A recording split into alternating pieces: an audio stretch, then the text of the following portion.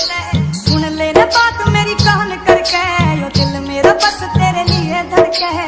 तोड़ के trust miss use करूंगा, बैड काट दे ख्याल अपने दिमाग पे है। तू ही मेरी जिंदगी का एम सुन ले, तू ही मेरी आखिरी उम्मीद बावली।